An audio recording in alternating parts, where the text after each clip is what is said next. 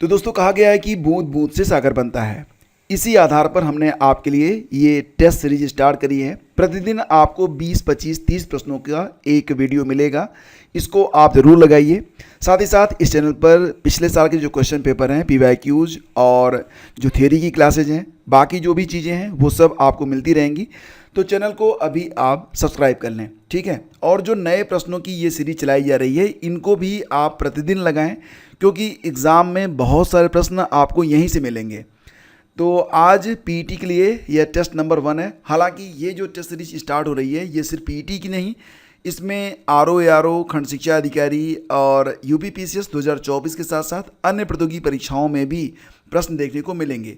तो जीएस की एक प्रॉपर क्लास है, इसको आप प्रतिदिन अटेम्प्ट जरूर करें। तो चलिए शुरू करते हैं। पहला क्वेश्चन है, मुलेठी की खेती की शुरुआत कहाँ से हो रही है? बहुत ही अच्छा प्रश्न है ये। तो फ्रेंड्स इसमें ऑप्शन गेस करिए, उत्तर कौन सा होगा आपका? जी हाँ, ऑप्शन बी करेक्ट है, हिमाचल प्रदेश।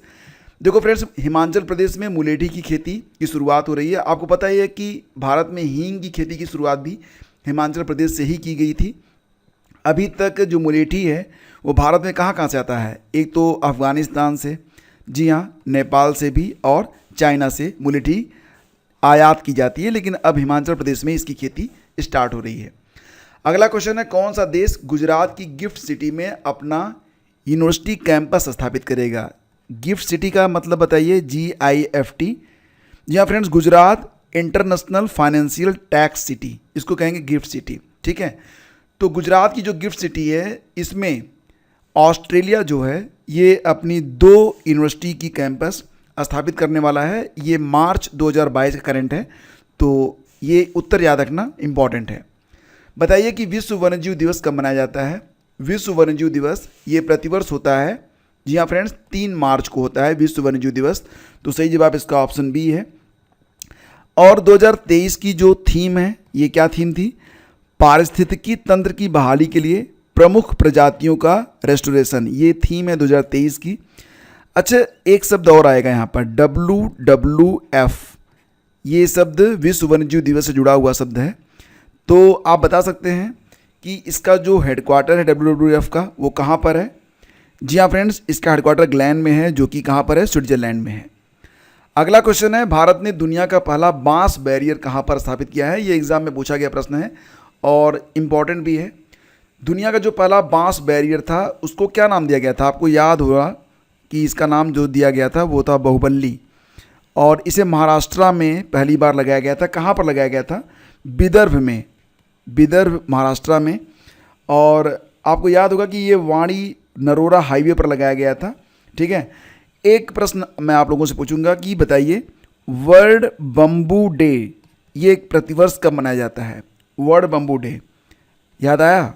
18 सितंबर को मनाया जाएगा विश्व बांस दिवस, ये भी याद रखना। अगला क्वेश्चन है, हाल ही में भारतीय पुरातत्व सर्वेक्षण द्वारा 1300 वर्ष पुराना बौद्ध स्तूप कहाँ पर खोजा गया है? भारतीय पुरातत्व सर्वेक्षण ASI द्वारा 1300 वर्ष पुराना जो बौद्ध स्तूप है, इसे कहाँ पर खोजा गया है? जी हाँ फ्रेंड्स, ओडिशा में खोजा गया है। ये इंपॉर्टेंट क्वेश्चन है, ठीक है। ओडिशा में जो जाजपुर है ना, वहाँ पर खोंडालाइट गांव में, जाजपुर जिले के खोंडालाइट गांव में। तो खैर इतना नहीं पूछेगा, बस इतना याद रखना कि ASI ने 1300 वर्ष पुराना बौद्ध स्तूप खोजा है। कहाँ पर खोजा है? तो ओडिशा में खोजा है। अगला क्वेश्चन है, पारंपरिक चिकित्सा पर संघाई सहयोग संगठन यानी कि SCO ने पहले अंतर्राष्ट्रीय सम्मेलन और एक्सपो का आयोजन किया है। कहाँ पर किया है ये बताना है। गोवा, उत्तराखंड, बिहार और हरियाणा आपके ऑप्शन में है। तो पारंपरिक चिकित्सा पर SCO द्वारा पहला अंतर्राष्ट्रीय सम्मेलन और एक्सपो ये कहाँ पर स्थापित किया गया, मतलब कहाँ पर? तो फ्रेंड्स फिलहाल तो यहाँ विकल्प में कोई भी आपका उत्तर नहीं है। इसका सही जवाब होगा गुवाहाटी। गुवाहाटी में किया गया था।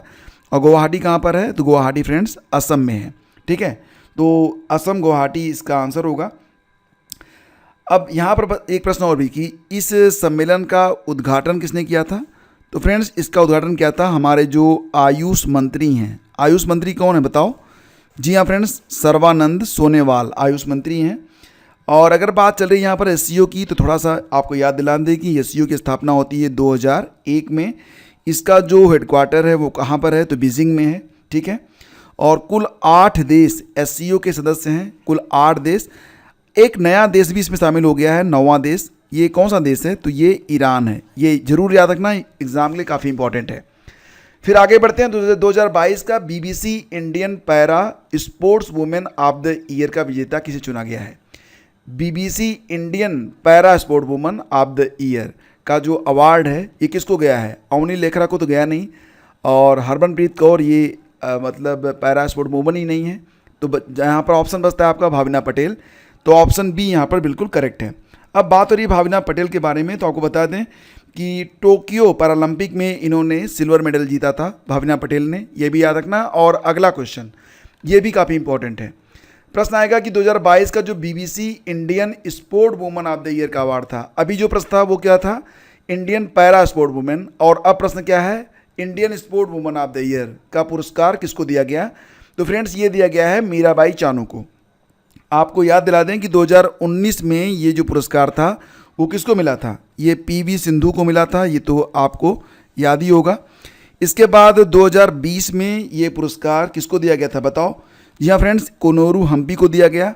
और 2021 और 2022 में ये जो पुरस्कार था ये मीराबाई चानू को मिला है। तो ऑप्शन सी इसका बिल्कुल करेक्ट है।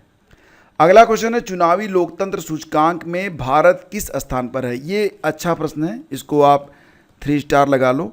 चुनावी लोकतंत्र सूचकांक में भारत किस स्थान पर है, ये प्रश्न है। तो फिलहाल 2022 की बात करें तो भारत 100वें स्थान पर था, और 2023 की बात करें तो भारत जो है वो 108वें स्थान पर है। तो सही जवाब बन गया आपका ऑप्शन बी। एक प्रश्न और भी आ सकता है इस पर कि चुनावी लोकतंत्र सूचकांक को जारी कौन करता है? अगर ये प्रश्न आ गया तब इसका उत्तर क्या होगा? तो फ्रेंड्स याद रखना कि इसको जारी करता है वी डैम इंस्टीट्यूट। कौन जारी करता है? वी डैम इंस्टीट्यूट इसे जारी करता है। और क्या बताऊं, टॉप पर कौन है? टॉप पर पहले नंबर पर आता है आपका डेनमार्क, ठीक है, डेनमार्क पहले स्थान पर है। दूसरे स्थान पर आता है स्वीडन, ठीक है, और तीसरे स्थान पर कौन सा देश है? जी हाँ फ्रेंड्स, नॉर्वे, ठीक है, नॉर्वे तीसरे स्थान पर है। और भारत जो है वो 108वें स्थान पर है। तो इतनी चीज़ें आपको याद रखनी है। एक प्रश्न और आप लोगों से पूछता हूँ, इसका भी आंसर बता दो। अंतर्राष्ट्रीय लोकतंत्र दिवस ये प्रतिवर्ष कब मनाया जाता है? अंतर्राष्ट्रीय लोकतंत्र दिवस ये प्रतिवर्ष कब होता है? तो फटाफट कमेंट करो नीचे। चलो मैं बता देता हूँ, 15 सितंबर को होता है अंतर्राष्ट्रीय लोकतंत्र दिवस। अगला क्वेश्चन है, अटुकल पोंगल उत्सव कहाँ पर मनाया जाता है? अटुकल पोंगल उत्सव ये मार्च के महीने में कहाँ पर मनाया जाता है बताओ? तो फ्रेंड्स अटुकल पोंगल जो है ये केरल का त्यौहार है। केरल में कुछ और भी त्यौहार हैं जो कि एग्ज़ाम में पूछे जाते हैं। एक तो आपका होता है ओणम, ओणम भी केरल का त्यौहार है, आपको पता ही होगा। इसके अलावा एक त्यौहार और होता है, इसको कहते हैं विशु। विशु के अलावा एक त्यौहार होता है मकर विलक्कू। क्या नाम है? मकर विलक्कू त्यौहार, ये भी केरल का ही त्यौहार है। इसके अलावा त्रिशूर पूरम नामक एक त्यौहार होता है, ठीक है। अरट्टू त्यौहार भी मनाया जाता है केरल में। तो ये सारे याद रखना। अगला क्वेश्चन देखिए, प्रित्सगर आर्किटेक्चर पुरस्कार 2023 के लिए किसे चुना गया? प्रित्सगर आर्किटेक्चर पुरस्कार 2023 ये किसको दिया गया है? तो फ्रेंड्स 2022 में ये पुरस्कार मिला था फ्रांसिस कैरे को, और 2023 में ये पुरस्कार मिला है सर डेविड एलन चिपरफील्ड को। तो ये जरूर याद रखना, अच्छा प्रश्न है, इंपॉर्टेंट है। सर डेविड चिपरफील्ड को मिला है प्रित्सगर आर्किटेक्चर पुरस्कार 2023।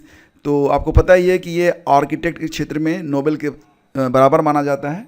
तो इतना आपको याद रखना है।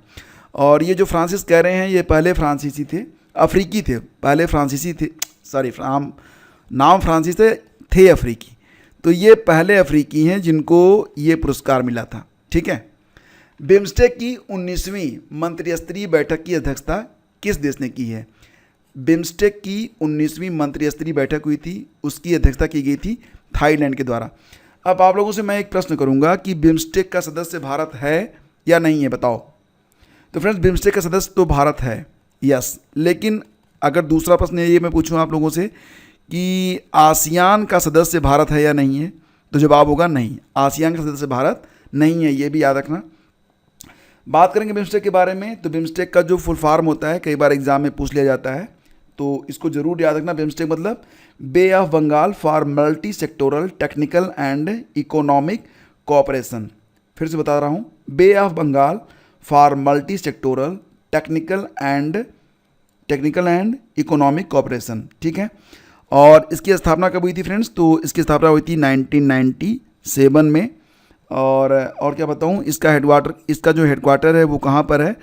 तो ढाका में है इसका हेडक्वार्टर। महासचिव वर्तमान में कौन है? सेक्रेटरी। तो सेक्रेटरी है इसके तेंजिन लेकफेल। और कौन कौन से देश बिम्स्टेक के सदस्य हैं? तो एक तो आपका हो गया बांग्लादेश, दूसरा हो गया आपका भूटान, ठीक है, बांग्लादेश, भूटान, इंडिया है ही है, म्यांमार भी है, म्यांमार के अलावा नेपाल और श्रीलंका और थाईलैंड, ठीक है। तो थाईलैंड में ही ये बैठक भी हुई थी। तो इतनी बातें आपको पता होनी चाहिए। भारत की ओर से इसमें कौन शामिल हुआ था? भारत के जो विदेश राज्य मंत्री हैं राजकुमार रंजन सिंह इसमें शामिल हुए थे। अगला क्वेश्चन है, प्रथम भारतीय साम्राज्य किसने स्थापित किया था? मोस्ट इंपॉर्टेंट क्वेश्चन है, बताओ, इतिहास का प्रश्न है। प्रथम भारतीय साम्राज्य स्थापित किया गया था चंद्रगुप्त मौर्य के द्वारा। ऑप्शन सी करेक्ट है। चंद्रगुप्त मौर्य ने सबसे पहले भारतीय साम्राज्य को स्थापित किया था। और आपको पता होना चाहिए कि चंद्रगुप्त मौर्य जो था, इसका जो साम्राज्य था वो ईरान तक था। ब्रिटिश साम्राज्य से बड़ा साम्राज्य स्थापित किया गया था चंद्रगुप्त मौर्य के द्वारा, बहुत बड़ी बात है। और उनके गुरु कौन थे? कौटिल्य यानी कि चाणक्य। उनकी एक किताब थी अर्थशास्त्र। तो पूछा जा रहा है कि कौटिल्य की जो किताब है अर्थशास्त्र वो किस विषय पर आधारित है? तो देखो, आर्थिक संबंध विशेष रूप से यहाँ पर शासन कला के सिद्धांत और अभ्यास पर आधारित है ये, यानी कि इसका सही जवाब तो यहाँ पर ऑप्शन बी बनेगा। अगर इसमें ई ऑप्शन भी होता तो मैं ई ले लेता, क्योंकि 2 पॉइंट यहाँ पर शामिल थे, लेकिन एग्जैक्टली यहाँ पर ऑप्शन बी आपका सही रहेगा। फिर अगला क्वेश्चन होगा कि निम्नलिखित में किसकी तुलना मैकियावेली के प्रिंस से की जाती है? तो मैकियावेली की जो किताब है प्रिंस, उससे तुलना की जाती है अर्थशास्त्र की, जो कि कौटिल्य के द्वारा रचित है। तो ऑप्शन बी इसका करेक्ट है। निम्नलिखित में कौन सी विश्व की सबसे बड़ी झील है? ये बताओ, विश्व की सबसे बड़ी झील, ये फ्रेंड्स है Caspian Sagar. Option A correct है। हिमालय की रचना समांतर वलय श्रेणियों से हुई है, जिसमें प्राचीनतम श्रेणी कौन सी है? इसमें सबसे प्राचीनतम श्रेणी जो मानी जाती है वो बृहत हिमालय श्रेणी मानी जाती है। तो फ्रेंड्स, यहाँ पर जो बृहत हिमालय श्रेणी है उसके बारे में कहा जाता है कि ये ओलिगोसीन युग, मैं यहाँ पर लिख देता हूँ ताकि आप इसे समझ पाएँ। देखो, इसे जो है ओलिगोसीन युग, ठीक है, ओलिगोसीन युग, ये समय माना जाता है 25 से लेकर 40 मिलियन वर्ष पूर्व माना जाता है। इसके बाद बात करें तो लघु हिमालय श्रेणी आती है, फिर शिवालिक को सबसे नया माना जाता है, ये याद रखना। सबसे पुराना कौन सा है? बृहत हिमालय श्रेणी। तो बस इतना याद रखोगे तो आपका काम हो जाएगा। अगला क्वेश्चन है, उत्तर भारत में उप हिमालय क्षेत्र के सहारे फैले समतल मैदान को क्या कहा जाता है? उत्तर भारत में उप हिमालय क्षेत्र के सहारे जो समतल मैदान फैला हुआ है उसको क्या कहा जाता है? तो ये प्रश्न यहाँ पर है। तो फ्रेंड्स, इसका आंसर बताइए फटाफट। तो दोस्तों, यहाँ पर आपका आंसर बनेगा ऑप्शन डी यानी कि भाबर।